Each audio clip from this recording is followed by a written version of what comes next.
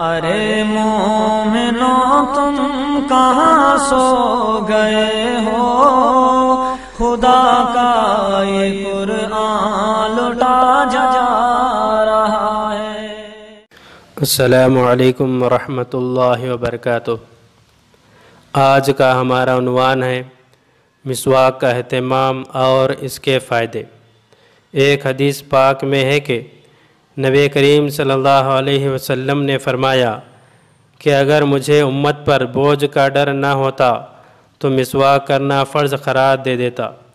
ایک روایت میں ہے کہ جو نماز مسواک کے ساتھ وضو کر کے پڑھی جائے وہ اس نماز سے 70 گنا زیادہ فضیلت رکھتی ہے جو بغیر مسواک کے پڑھی جائے۔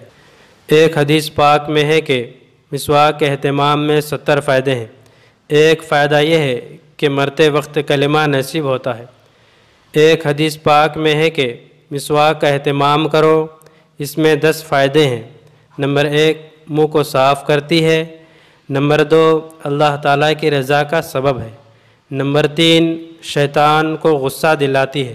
نمبر 4 اللہ تعالیٰ اور فرشتے مسواک کرنے والے سے محبت کرتے ہیں۔ نمبر 5 مسوڑوں کو قوت دیتی ہے۔ نمبر 6 بلغم کو خطا کرتی ہے۔ نمبر 7 منہ میں خوشبو پیدا کرتی ہے۔ نمبر 8 سفرے کو دور کرتی ہے۔ نمبر 9 نگاہ کو تیز کرتی ہے۔ نمبر 10 نبی کریم صلی اللہ علیہ وسلم کی سنت ہے۔ علامہ شامی رحمۃ اللہ علیہ نے رد المختار میں جلد نمبر 1 صفحہ نمبر 80 میں مختصراً مسواک کرنے کے مواقع کو تحریر فرمایا ہے۔ نمبر 1 وضو کے وقت۔ نمبر 2 لوگوں کے اجتماع میں شامل ہونے سے قبل۔ نمبر 3 منہ میں بدبو ہو جانے پر۔ نمبر 4 نیند سے بیدار ہونے پر۔ نمبر 5 نماز سے قبل اگرچہ کہ وہ پہلے باوضو ہو۔ نمبر 6 گھر میں داخل ہونے کے وقت۔ نمبر 7 قرآن کریم کی تلاوت کے وقت۔ مومن کو چاہیے کہ اپنے منہ کو صاف رکھے چونکہ اسی منہ سے اللہ تعالیٰ کا قرآن پاک پڑھنا ہوتا ہے۔ صحابہ اکرام رضی اللہ عنہم اجمعین مسواک کی اتنی پابندی کرتے تھے کہ مسواک کو اپنے کان پر قلم کی طرح رکھا کرتے تھے۔ ایک روایت میں ہے کہ جو شخص پابندی سے مسواک کرے موت کے وقت عزرائیل علیہ السلام اسے کلمہ یاد دلاتے ہیں۔ ایک روایت کا مفہوم ہے کہ اگر تم پابندی سے مسواک کرو گے تو تمہاری عورتیں پاک دامنی کی زندگی گزاریں گی۔ حضرت علی رضی اللہ تعالیٰ عنہ فرمایا کرتے تھے کہ 3 چیزیں حافظے کو قوی کرتی ہیں۔ نمبر 1 مسواک، نمبر 2 تلاوت قرآن، نمبر 3 روزہ۔ بعض عورتیں اخروٹ کے درخت کی چھال استعمال کرتی ہیں جس سے منہ صاف ہو جاتا ہے، وہ مسواک کے قائم مقام ہے۔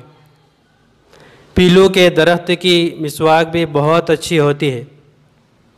نبی کریم صلی اللہ علیہ وسلم کی عادت مبارکہ تھی کہ جب بھی باہر سے گھر تشریف لاتے تھے تو اپنے دہن مبارک کو مسواک کے ذریعے خوب صاف فرماتے تھے۔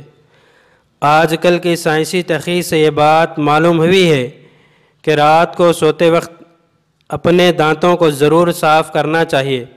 اکثر لوگوں کے دانت رات کے اوقات میں زیادہ بیماریوں کا شکار ہوتے ہیں۔ منہ بند ہو جاتا ہے، بیکٹیریا کو اپنا کام کرنے کا خوب موقع مل جاتا ہے۔ نبی کریم صلی اللہ علیہ وسلم کی عادت مبارکہ تھی کہ رات کو سونے سے پہلے مسواک کر لیا کرتے تھے۔ اس سنت کا اہتمام ضرور کرنا چاہیے۔